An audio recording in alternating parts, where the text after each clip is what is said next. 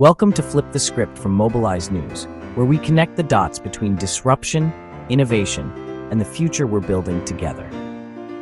This week, we're tackling one story told through many lenses: the systems that shape our daily lives, from the way we move to how we eat, how we power our homes, how we govern ourselves, and even how we protect our health. Together, these aren't separate headlines. They're chapters in one global transformation. Let's dive in. To start, let's take a look at transportation as a tipping point. Picture this. You walk out your door in Chennai, India. With a single tap, you plan your trip across buses, metros, and auto rickshaws. One ticket, one QR code. That's the Chennai Unified Ticketing app, launching in September, India's first all-mode mobility platform. It's mobility as a service at scale, smoother last-mile travel, less congestion, cleaner air. Meanwhile, in Texas, Tesla has been greenlit to operate fully autonomous robotaxis. No steering wheel, no human driver, just you and the AI. And in California, Joby Aviation completed its first piloted airport-to-airport eVTOL flight, an air taxi taking off vertically, flying electric, and landing seamlessly. From Chennai's streets to Texas highways to California skies, mobility is shifting fast. The question isn't if, it's who benefits. Will these systems democratize freedom of movement or concentrate power in fewer hands? That's not just a transportation question, it's the same tension running through the rise of artificial intelligence. Now we'll take a good look at AI, fairness, and future communication systems. On August 12th, India launched its AI Soonicorn Summit preview, setting out 3 pillars: infrastructure, security, and ethics, a bold step for the world's largest democracy. But on the same week, a new study exposed hair bias in AI image recognition, showing that black women with afros, braids, or natural textures were rated less professional or intelligent. It's a stark reminder: AI without inclusivity is inequality at scale. Meanwhile, researchers at Cornell unveiled a microwave brain silicon chip, ultra-fast, energy-efficient, capable of powering the next generation of ICT. And in Washington, the FCC proposed rule changes to fast-track wireless infrastructure, streamline reviews, and modernize emergency alerts. Together, these moves show us the two sides of AI's future. The risk: algorithmic bias baked into daily life. The potential: faster, greener, smarter systems to connect us all. The stakes couldn't be higher, and as we code the intelligence of tomorrow, we're also reinventing something even more fundamental: the food we eat. At Anuga Alternatives 2025, the world's largest food expo, the spotlight was on algae proteins, insect powders, fungi blends, and lab-grown meat. Burcon unveiled Fava Pro, a plant protein with over 90% purity. Barry Callebaut teamed with Zurich University to grow cocoa in a lab, and India's Ashaya developed a way to recycle complex chip bags into reusable plastics. Meanwhile, science is pushing frontiers. New research models the phytobiome as a communication network, letting plants, soil, and microbes talk through sensors and AI. And AI-driven tissue design is making lab-grown meat cheaper and more scalable. In Asia, the APAC Society for Cellular Agriculture signed new agreements, and Singapore launched a pilot plant to help startups scale cultivated foods affordably. The message: just as pipelines once built the oil economy, labs, bioreactors, and pilot plants are building the protein economy of the future. But none of this works without power, and right now, the global energy system is cracking under the strain. How are communities restoring energy systems where they are now? Let's look at power to the people: decentralized energy. In the UK, during Storm Florence, so much wind energy flooded the grid that turbines had to be shut off. The cost? £810 million wasted in the first half of 2025 alone. Meanwhile, in the US, communities are taking control. Ann Arbor, Michigan voted for a city-run renewable utility. Washington, D.C. now gets over half its electricity from local microgrids. And in California, Calistoga has a resilience center that can power the entire town for 48 hours using batteries and hydrogen cells.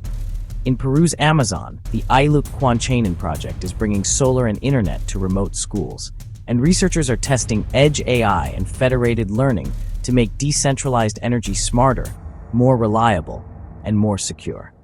From Glasgow to Virginia to the Amazon, the future of energy is clear. Communities generating their own power, building resilience, and cutting ties with failing grids. And it's not just energy that's going circular. So is the entire economy. How are cities and communities improving health and the quality of life? Smart cities are no longer glossy demos. They're moving into real deployments, citizen-centered design, and climate-ready systems. On August 13th, AirJoule Technologies launched a U.S. deployment that turns waste heat into distilled water, transforming an urban liability into a life-saving asset. Just 2 days earlier, on August 11th, cities in California teamed up with Nevada State University and the Urban Land Institute to build strategies for extreme heat adaptation, disaster preparedness, and resilient housing. Resilience is no longer theory. It's being engineered, block by block. And it's not just resilience. Smart cities are becoming data-driven. Recent studies show AI, predictive maintenance, and digital twins could cut disaster-related losses by $70 billion by 2050. Top innovations this year: smart mobility, e-governance, AI-enabled safety, distributed smart energy, green urban planning, even digital citizen platforms, and intelligent urban farming. But here's the key. Success depends not just on tech, but on governance, civic participation, and equity.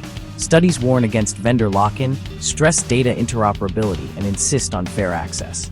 The takeaway? A city isn't smart if its citizens aren't included. From water from heat to AI-driven disaster shields to democratic governance, the future of cities is about co-creation, not control. And that same principle, fairness, inclusion, equity, is exactly what's driving the shift to the circular economy. Okay, you probably heard of circular economies, but exactly what is that? How does this help us get to where we want to be?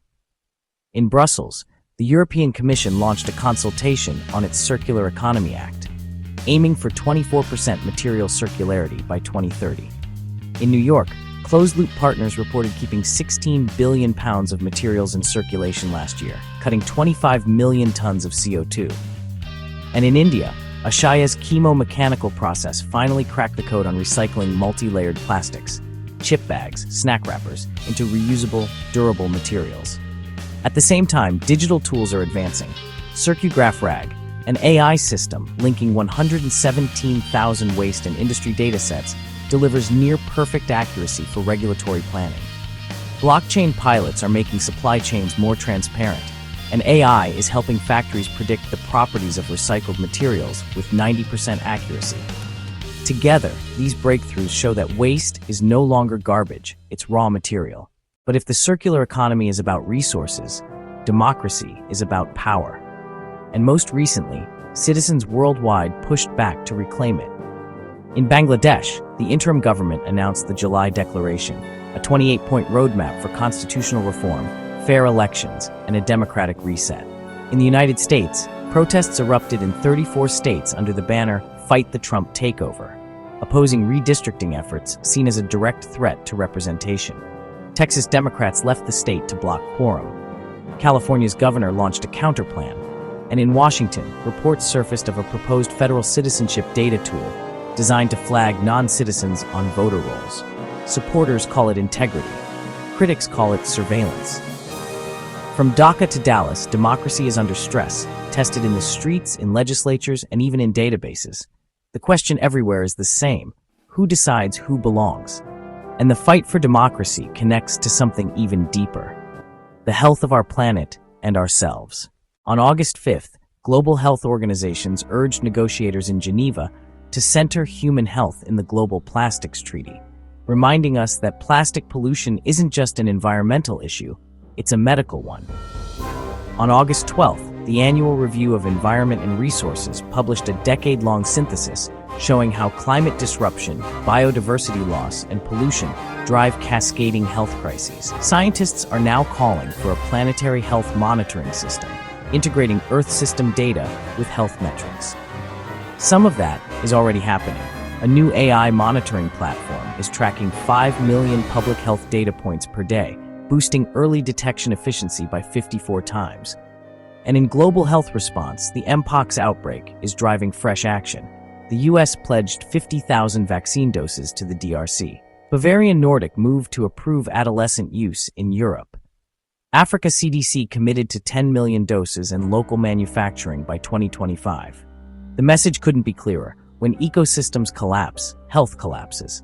When we restore the planet, we restore ourselves. So what does this all mean? Transportation is being rewritten in Chennai, India, and in Texas and California. AI is being coded for power, but also for prejudice. Food systems are being redesigned in labs and fields. Communities are powering themselves when grids fail. Waste is becoming a resource. Citizens are fighting for democracy, and health is being redefined as planetary health. These are not separate stories. They are one story, about whether we choose systems of extraction and control or systems of regeneration and participation. At Mobilize News, we believe the script isn't finished, and together we can flip it. Flip the script with us. Share your story at mobilizenews.com. Join the movement for regenerative, democratic futures, because the health of our planet, our communities, and ourselves is one and the same.